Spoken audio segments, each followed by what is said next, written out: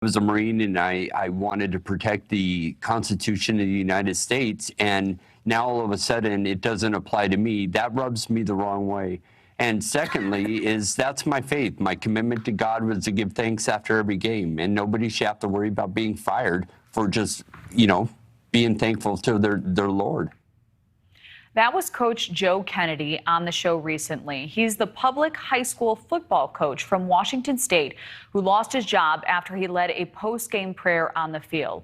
Coach Kennedy will likely find out next week if the Supreme Court decides the school violated his amendment rights by firing him.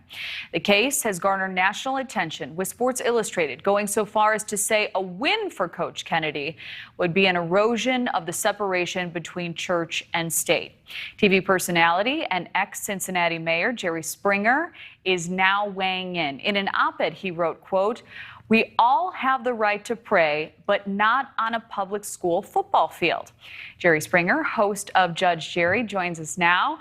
Jerry, thank you for being here. You're a big... Yeah, thanks for having me. Yeah, we're so excited that you're here. You're a big celebrity voice. Well, I love being on a show where I'm not the biggest snake. That's all, but go ahead. We don't think you're a snake. Yeah, well, thank you.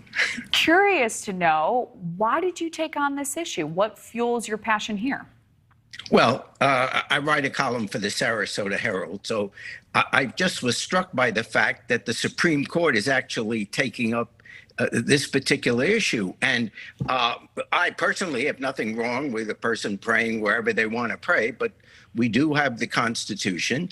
And for the last 60 years, the Supreme Court, in case after case, has been holding the idea that on public property, where taxpayers support the property, that you can't have religious displays or outward religious activities. Now, as a practical matter, in the real world, no one is telling this coach, and God bless him, and he served our country and everything nice to say about him, but no one is telling him he can't pray to God. No one is saying that as you're standing there on the sideline, you can't say, "Thank you, God. Please let me get through this game in good health. Thank you for the wonderful blessings." But we can pray to ourselves. This was to make an example. This was to show his religiosity before a crowd, and then to take this opportunity and go into the Supreme Court. With all the problems we have in the world, really, was this person being denied the right to pray to God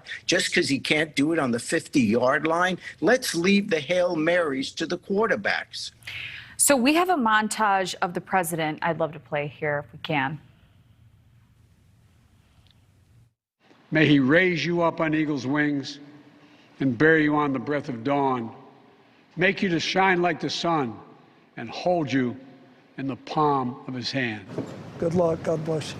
We wish you Godspeed. Your success is our country's success, and God bless you.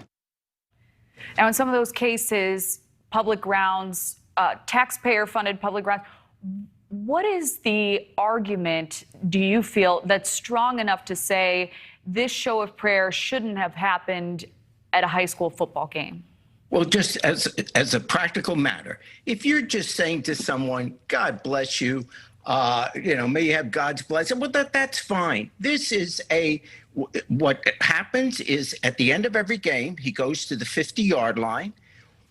Most of the players, there's some players that may not be Christian or may not even be religious, they maybe feel a little bit uncomfortable because they'll feel like they're going to be ostracized if they don't show up.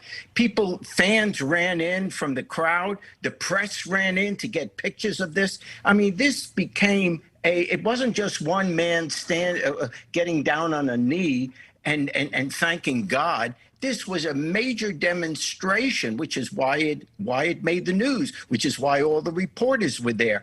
You know, when a football player scores a touchdown and crosses himself, or a baseball player hits a home run and crosses himself, nobody complains about that. Nobody is trying to shut that down. This was an obvious public demonstration of a religious activity on public property, which is not supposed to take place. It is interesting. My guess is that an awful lot of the people that are in favor of letting him get down on your knees and pray for a 5-10 minute prayer or whatever, are the same people that will complain when a football player during the national anthem gets down on one knee. You know, we can't have it both ways. All I'm saying is I'm not offended if someone gets down and prays. God bless him, and I say God bless you all the time. I'm just saying we are such a litigious society. We're really going to go to the Supreme Court of the United States. So instead of being on the 50-yard line, you pray just as you get off the field, you get off the property, you pray at home, you go to church. It just seems, honestly, it seems silly to me. I don't think there's this great issue that our country is going to fall apart if he can't have a service there on the 50-yard line. Well, Jerry, I read your op-ed, and I found this specific part very interesting. You say the irony in this argument is that the very same people who make it are only too happy to stop school kids from being taught America's racial history because they claim that might cause some white kids to feel guilty or uncomfortable. We have about 30 seconds left. What did you mean by that? Yeah. The reason that people don't want a prayer on public property is because those kids that don't belong to that particular religion are going to feel left out or feel discriminated against or feel that the teachers will look badly at them. In other words, the kids will feel bad if they don't happen to be Christian. Well, it's the same argument that is given let's not talk about racial history of America because the white kids are going to feel guilty and they'll feel bad. I'm saying you have to be consistent in your arguments. You can't say, I'm worried about how kids are going to feel in one case, but it doesn't matter how they feel in the other. Jerry Springer, we appreciate you sharing your perspective tonight. Thank you for weighing in with us. God bless you. God bless you. Yeah, thank you. Thank you for watching. Go to newsnationnow.com to find News Nation on your television provider. And don't forget to click the red subscribe button below to get more of News Nation's fact-driven, unbiased coverage.